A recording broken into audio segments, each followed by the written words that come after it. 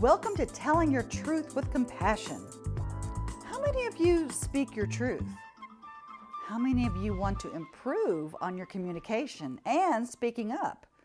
Or just speaking with compassion? Is it easy? Do you have foot and mouth disease? Maybe you were reprimanded as a child. Or in business, you were not listened to. Some of you may be scared of your own voice. Or you may be overcompensating by overpowering others. Hi, I'm Burge Smith Lyons, and I created the Essence series and Bubble Talk technology. If any of those scenarios seem familiar, you may want to take some notes and listen up so that you can speak up. There are 4 steps to effective communication. Step number 1 is be present. The point of power to make a change is in the present. If you are not present with the person that you're speaking with, you cannot actively listen and really hear what the other person is saying. Some blocks that may get in your way to listening would be checking out. How many of you think about other things while someone is talking to you? How many of you are thinking something right now? Gee, I wonder if I left the coffee pot on, or why is she wearing purple? I wonder what my boyfriend is doing right now. So in other words, you're somewhere else. You're not even present with that person. Another way that you can block your listening is you could be rehearsing. What are you going to say before they even finish their sentence? This is done in sales a lot when you're taught to overcome objections. When they say this, then I'll say that to overcome whatever objection they have. Or in a relationship, you say to yourself, I know what they're about to say, so hurry up and say that so that when you say that, I can say what I want to say. Hurry up and say it. Again, you're not listening and you're rehearsing your communication. Therefore, you're not present with that person. Or another way that you can block your listening is, do you judge people and tune them out and not listen? Like, what does she know? I know more about this than she does. Or do you judge yourself and think you don't have anything of value to say?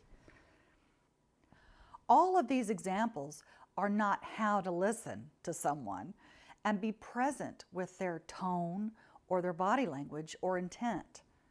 Did you know that 7% of communication is the words, 38% is the tone, and 55% is the body language?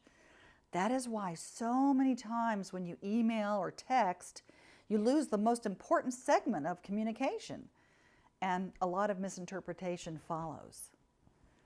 You know, the second step here is this. You ready for this? Okay.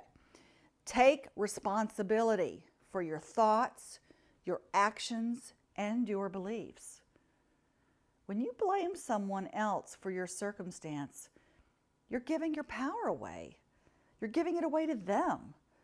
And you cannot make a change from that victim perspective or listen. It is done all the time where we want to blame others or make excuses for our mistakes. Or a lot of time we blame ourselves and come from our own judgment. So again, if you come from a place of a victim, then you give your power away and you will feel not heard. And both parties need to feel heard in order for effective communication to take place. Okay, you ready for step 3? Okay. The third step is creating synergy. Okay, how do we do that? Well, first of all, synergy, a good definition of it is the whole is greater than the sum of its parts. Everyone has a voice and has opinions about things. So when you're in an argument, listen actively and then tell your truth with compassion. And the odds of both of you coming to a resolution will be greater if you both feel heard. So look at things from both perspectives. A difference of opinion are natural and they're expected. So do not change your mind simply to avoid conflict. It's not about winning and losing an argument. It's about seeking harmony and resolution. So you have to be willing to trust yourself and others in order to have cooperation. And to have cooperation, that will bring about synergy. Got it? Okay, here's the fourth step. And this is the most important step. Just say these 5 words. For me, the truth is. Let me say it again. For me, the truth is. You know, no one can argue that. They can argue that point that this is your truth. They can't say, oh, that's not your truth. So if you find yourself in an argument and you naturally back down, or if you naturally overpower, stop and say, for me, the truth is.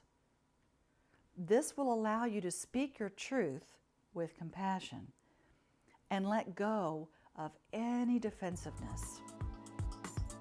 Thank you for listening.